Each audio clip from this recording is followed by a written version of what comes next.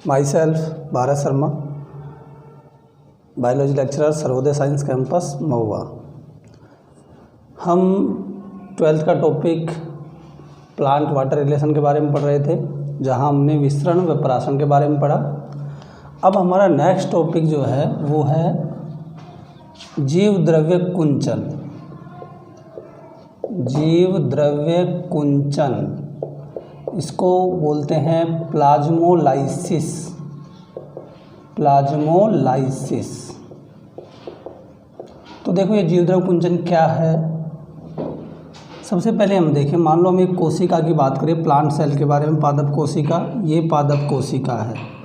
पादप कोशिका का बाहरी आवरण आप जानते हो कोशिका भित्ति या सेल वॉल होती है।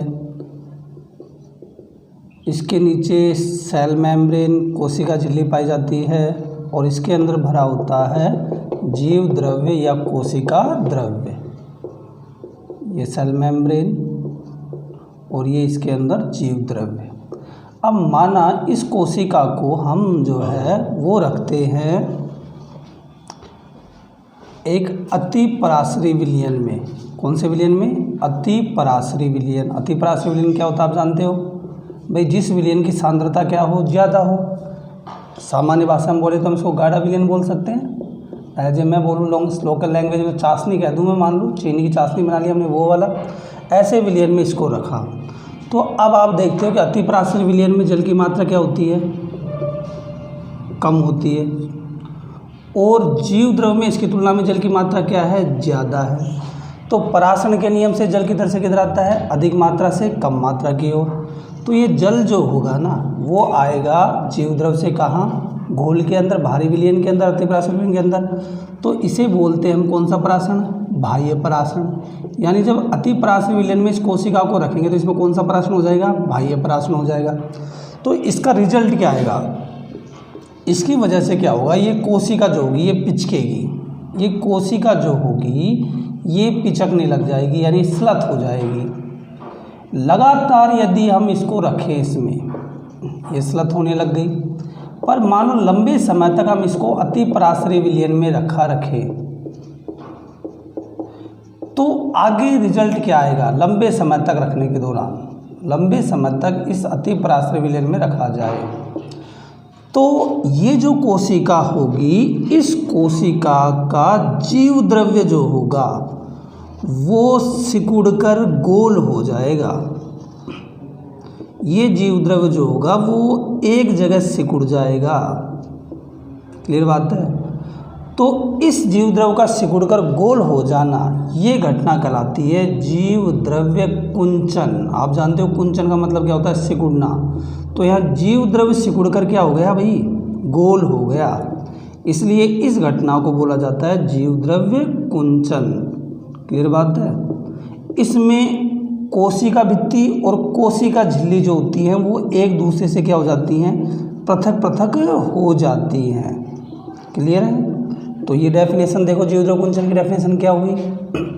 यदि किसी कोशिका को अति पराश्रयी विलयन में रखा जाता है तो बाह्य परासरण के कारण उसमें से जल बाहर आता है और लंबे समय बाद उस कोशिका का जीव द्रव्य सिकुड़कर गोल हो जाता है। इस घटना को कहते हैं हम जीव द्रव्य कुंचन। और ऐसी कोशिका को बोलते हैं जिसका जीव द्रव्य कुंचन हो गया हो, उस कोशिका को कहते हैं जीव द्रव्य कुंचित कोशिका। जीव द्रव्य कुंचित कोशिका। तो जीव द्रव्य कुंचन समझ में आ गया कि अति पराश्रयी विलयन में कोशिका को रखने पर कोशिका का जीव द्रव्य का सिकुड़कर गोल हो जाना, वो घटना जीव द्रव्य कुंचन के नाम से जानी जाती है, प्लाज्मोलाइसिस के नाम से जानी जाती है। अब एक और टॉपिक है इसी के साथ जुड़ा हुआ, जीव द्रव्य विकुंचन। जीव द्रव्य विकुंचन, अंग्रेजी में से बोलते हैं डीप्लाज्मोलाइसिस। अपोजिट वर्ड हो गया डीप्लाज्मोलाइसिस। देखो, यदि मान लो इस जीव द्रव्य कुंचित कोशिका जो है, इस जीव द्रव्य कुंचित कोशिका को हमने रख दिया एक अल्प पराश्रयी विलयन में। कैसे विलयन में? अल्प पराश्रयी विलयन, यानी तनु विलयन के अंदर, यानी जल के अंदर रख दिया। तो इस केस में क्या होगा? अल्प पराश्रयी विलयन के अंदर जल की मात्रा क्या है? ज़्यादा है। और जीव द्रव्य कुंचित कोशिका में से जल पूरा बाहर निकल चुका है, तो उसमें जल की मात्रा क्या होगी? कम होगी, सीधी सी बात है, उसमें जल की मात्रा क्या है, कम है। तो इस वजह से जल हमेशा अधिक मात्रा से कम मात्रा की ओर जाएगा और अंदर की तरफ जाएगा। यानी कौन सी घटना होगी, अंतःपरासरण। जब अंतःपरासरण होगा तो ये जल लगातार इसके अंदर जाएगा, जिसकी वजह से ये कोशिका जो होगी वो फूलकर अपनी पुरानी अवस्था में लौट आएगी। यानी जीवद्रव पुनः क्या हो जाएगा, फूल जाएगा, फैल जाएगा चारों तरफ। तो इस घटना में ये जीवद्रव्य कुंचन की अपोजिट घटना हो गई, इसलिए इसको बोलते हैं जीवद्रव्य विकुंचन। क्या कहते हैं, जीवद्रव्य विकुंचन। कौन से विलयन में हो रहा है, अल्पराश्रय विलयन में रखने पर। क्लियर बात है। और ये कोशिका कहलाएगी जीवद्रव्य विकुंचित कोशिका, जीवद्रव्य विकुंचित कोशिका। आगे बात समझ में। तो जब डेफिनेशन क्या निकल के आएगी कि जब जीवद्रव कुंचित कोशिका को अल्पराश्रय विलयन में रखा जाता है तो अंतःपरासरण के कारण जल प्रवेश करता है, जिससे जीवद्रव पुरानी स्थिति में लौट आता है। उस घटना को जीवद्रव विकुंचन कहा जाता है। ये तो जीवद्रव विकुंचन के बारे में हो गया और ये जीवद्रव कुंचन के बारे में हो गया। अब हम नेक्स्ट बात करें इसके बारे में कि इनका महत्व क्या है। तो देखो, जीवद्रव कुंचन जो है उसका महत्व यदि हम देखें तो कोई भी जो सजीव कोशिका है वो जीवद्रव कुंचन को रिप्रेजेंट करती है। यानी सजीव कोशिका का पता लगाने के लिए जीवद्रव कुंचन का इस्तेमाल किया जाता है। पहला तो फायदा ये हो गया। दूसरा, सजीव कोशिका का पता लगाने में, क्योंकि सजीव के द्वारा ही जीवद्रव कुंचन दर्शाया जाता है। दूसरी कंडीशन, खाद्य पदार्थों को संरक्षण करने में, प्रिजर्वेशन करने में, खाद्य पदार्थों को लंबे समय तक बचाए रखने में, खराब होने से बचाए रखने में भी जीवद्रव कुंचन सिद्धांत का इस्तेमाल किया जाता है। कैसे, जैसे जो समुद्री इलाके हैं वहाँ पे मछलियों को जो है, मछलियों के चारों तरफ नमक का लेप लगाकर उसको प्रिजर्वेटिव किया जाता है। ऐसा क्यों, या आपने देखा होगा आंवले के मुरब्बे वगैरह, अचार वगैरह, उनमें भी यही सिद्धांत काम आता है। रीजन क्या होता है, उसमें क्या होता है, जैसे मुरब्बा वगैरह है तो उसमें चाशनी का घोल है। अब चाशनी के घोल में मान लो सपोज दैट कोई बैक्टीरिया है, कोई बैक्टीरिया उस चाशनी के घोल में आए तो बैक्टीरिया के अंदर जल की मात्रा क्या होगी, ज़्यादा होगी, और चाशनी के घोल में जल की मात्रा क्या होगी, कम होगी। इस केस में जल कहाँ जाएगा, चाशनी के घोल के अंदर। तो बैक्टीरिया का जब यदि कोशिका द्रव का जल बाहर आ जाएगा तो बैक्टीरिया की कोशिका क्या हो जाएगी, पिचक जाएगी, स्लथ हो जाएगी। और जब स्लथ हो जाएगी तो स्लथ कोशिका की उपापचय प्रक्रियाएं क्या हो जाती हैं, बंद हो जाती हैं, और जिस वजह से बैक्टीरिया डेड हो जाता है। क्लियर बात है। तो ऐसे जीवाणुओं से बचाने के लिए हम जीवद्रव कुंचन का इस्तेमाल कर सकते हैं। तो ये जीवद्रव कुंचन का इम्पोर्टेंस हो गया। अब हमारे नेक्स्ट टॉपिक है कुछ दाब के बारे में, जो कि इस 3 चैप्टरों के अंदर बहुत काम आएंगे। तो आपको विशेष ध्यान रखना है इन दाबों के बारे में। तो कुछ सम इम्पोर्टेंट जो है हमारे यहाँ प्रेशर हैं, दाब हैं, उनके बारे में बात करना चाहें। सबसे पहला जो हमारा दाब है उसका नाम है विसरण दाब। विसरण दाब को बोलते हैं हम डिफ्यूजन प्रेशर, डिफ्यूजन प्रेशर, या शॉर्ट में कहा जाता है इसको डीपी। डीपी मतलब डिफ्यूजन प्रेशर। क्या है विसरण दाब, आपने पढ़ा है विसरण के बारे में। विसरण का मतलब होता है कि अणुओं का अधिक सांद्रता से कम सांद्रता की ओर जाना। यहाँ पे क्या होता है, जब अणु अधिक सांद्रता से कम सांद्रता की ओर गमन करते हैं, ये अणु जब मूवमेंट करते हैं एक स्थान से दूसरे स्थान पर जाते हैं, तो ये विसरण के दौरान, जब विसरण कर रहे हैं तो इस दौरान ये एक दूसरे पर दाब डालते हैं, और इस दौरान ये जो दाब पड़ रहा है अणुओं के ऊपर, उस दाब को बोलते हैं विसरण दाब। तो हम सीधा सा कहें कि विसरण के दौरान अणुओं पर एक दूसरे पर लगने वाला दाब, वो दाब किसके नाम से जाना जाएगा, विसरण दाब के नाम से। आगे बात समझिए, उसको क्या बोल रहे हैं हम, डीपी। क्लियर बात है। अब कुछ विशेष कॉन्सेप्ट आप ध्यान रखो कि शुद्ध जल जो होता है, शुद्ध जल, इट मीन्स विलायक बोल दो आप। विलायक जो होता है उस विलायक का विसरण दाब डीपी हमेशा सर्वाधिक होता है, मैक्सिमम होता है, उसका सर्वाधिक होता है। ये ध्यान रखना आपको इस कॉन्सेप्ट पे। अगली बात, यदि आप इस शुद्ध जल में लगातार क्या मिलाते जाओ, विलेय मिलाते जाओ, विलेय मतलब चीनी मिलाते जाओ, तो विलेय जो जो आप इसमें मिलाते जाओगे वैसे वैसे विसरण दाब का मान क्या होता जाएगा, कम होता जाएगा। विसरण दाब क्या होता जाएगा, कम होता जाएगा।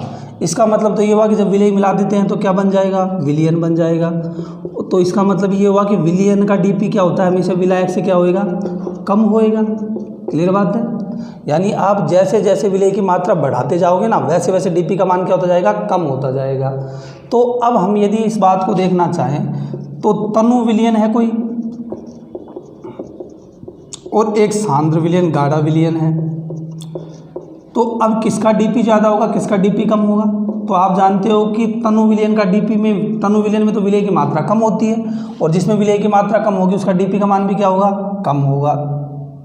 सॉरी, जिसमें विलय की मात्रा कम होगी और जल की मात्रा ज़्यादा होगी, तो उस केस में डीपी का मान क्या होगा, उसका ज़्यादा होगा, ज़्यादा अधिक होगा। पर जैसे जैसे आपने विलय, सांद्र विलय में विलय की मात्रा ज़्यादा होती है, जैसे जैसे आप विलय मिलाते जाते हो वैसे वैसे डीपी का मान क्या होता जाता है, कम होता जाता है। तो सांद्र विलयन का डीपी क्या होगा, कम होगा। तो इसका मतलब तो यदि हम एक फॉर्मूला निकालना चाहें तो विसरण दाब जो है ना,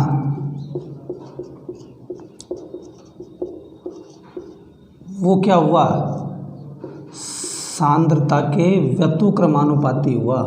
ये यदि हम देखना चाहें तो जैसे जैसे आप सांद्रता बढ़ाओगे विसरण दाब का मान कम होता जाएगा। क्लियर है कॉन्सेप्ट। सांद्रता, सांद्र विलयन की सांद्रता ज़्यादा होती है, इसलिए विसरण दाब क्या होता है, कम। तनु विलयन की सांद्रता कम होती है, इसलिए उसका विसरण दाब क्या होता है, ज़्यादा। तो आप इस कॉन्सेप्ट से भी समझ सकते हो कि शुद्ध जल का हमेशा सर्वाधिक होता है, जैसे जैसे विलय मिलाते जाओगे विसरण दाब का मान कम होता जाएगा। क्लियर बात है। ये तो हो गया अपना पहला जो है प्रेशर था, विसरण दाब। अब हम दूसरे दाब के बारे में बात करना चाहें। दूसरा जो दाब है वो है हमारे पास परासरण दाब। परासरण दाब, या इसको बोलते हैं हम ऑस्मैटिक प्रेशर। ऑस्मैटिक प्रेशर, शॉर्ट में क्या बोलेंगे इसको, ओपी, ऑस्मैटिक प्रेशर। देखो परासरण दाब क्या है, हम इसके बारे में देखना चाहें तो परासरण आपने पहले पढ़ ही लिया। परासरण का मतलब होता है कि अर्धपारगम झिल्ली में होकर जल का अपनी अधिक मात्रा से कम मात्रा की ओर जाना। अब देखो, मान लो मैं एक एक्सपेरिमेंट के द्वारा दिखाना चाहूँ। मान लो हम यहाँ एक फ्लास्क लेते हैं और इस फ्लास्क के नीचे हम लगा देते हैं एक अर्धपारगम में झिल्ली। यहाँ पे हमने एक अर्धपारगम में झिल्ली लगा दी। इस फ्लास्क के अंदर भर दिया हमने अतिपराश्री विलयन। अतिपराश्री मतलब जिसकी सांद्रता क्या हो, ज़्यादा। इसका मतलब गाढ़ा घोल भर दिया और इसको रख दिया एक बीकर में, और बीकर के अंदर यहाँ तक हमने अतिपराश्री विलयन भर दिया। यहाँ हमारा पाठ्यांक मान लो 0 है। क्लियर है। यहाँ तक हमने अतिपराश्री विलयन भर दिया। यहाँ भर दिया हमने अल्पपराश्री विलयन। अल्पपराश्री विलयन मतलब जल भर दिया, पतला विलयन भर दिया, अल्पपराश्री विलयन। अब देखो यहाँ तो जल की मात्रा, अल्पपराश्री में जल की मात्रा क्या होती है, ज़्यादा, और अतिपराश्री में जल की मात्रा क्या है, कम। तो आप जानते हो परासरण के नियम से जल किधर से किधर जाएगा, अधिक मात्रा से कम मात्रा की ओर। जब मान लो जल इस अल्पपराश्री विलयन से अतिपराश्री विलयन में जाएगा तो यहाँ जल की मात्रा क्या होती जाएगी, बढ़ती जाएगी। इसका पाठ्यांक यहाँ पहुँच जाएगा, सीधी सी बात है। ये मात्रा बढ़ेगी तो ये यहाँ आ जाएगा।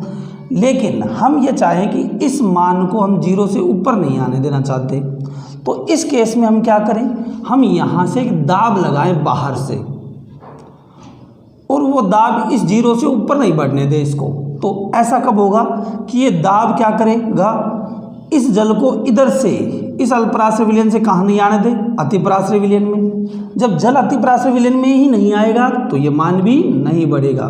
तो इसका मतलब जितना दाब आपने इस जल को यहाँ आने से रोकने के लिए लगाया, वो दाब ही कौन सा दाब कहलाएगा, परासरण दाब। कौन सा दाब, परासरण दाब। तो इसकी डेफिनेशन कैसे निकल के आएगी कि परासरण दाब का मतलब मैं कह सकता हूँ कि वह दाब जो जल को अर्धपारगम्य झिल्ली में होकर अल्पपराश्री विलयन से अतिपराश्री विलयन में आने से रोक दे, उस दाब को कौन सा दाब कहते हैं, परासरण दाब। एक डेफिनेशन तो ये निकल के आ गई कि वह दाब जो जल को अल्प पराश्रय विलयन से अर्धपारगम झिल्ली में होकर अति पराश्रय विलयन में आने से रोक देता हो, वो दाब कौन सा दाब कहलाता है? पराशरण दाब। एक और डेफिनेशन देना चाहो तो आप ऐसे भी दे सकते हो कि वह दाब जो विलायक या जल को एक अर्धपारगम झिल्ली में होकर एक विलयन से दूसरे विलयन में आने से क्या कर दे? रोक दे, उसे भी कौन सा दाब कहेंगे? पराशरण दाब। क्लियर बात है? तो ये पराशरण दाब हो गया। अब ये पराशरण दाब कॉन्सेप्ट बहुत इंपॉर्टेंट जो है टॉपिक है, ये पराशरण दाब, ये बहुत काम आता है टॉपिक, आगे पूरे 3 चैप्टरों में काम आएगा। तो देखो पराशरण दाब के बारे में ये कहा जाता है कि पराशरण दाब जो होता है ना, वो पराशरण दाब विलेय की सांद्रता के समानुपाती होता है, विलेय की मात्रा के समानुपाती होता है। इसका मतलब क्या समझ में आया कि विलेय की मात्रा जैसे जैसे बढ़ेगी पराशरण दाब का मान भी बढ़ेगा। क्लियर बात है?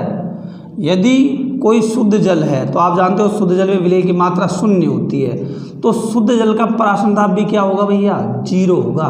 पराशरण दाब OP क्या होगा? 0 होगा। पहला कॉन्सेप्ट। कॉन्सेप्ट नंबर 2, आप इस शुद्ध जल में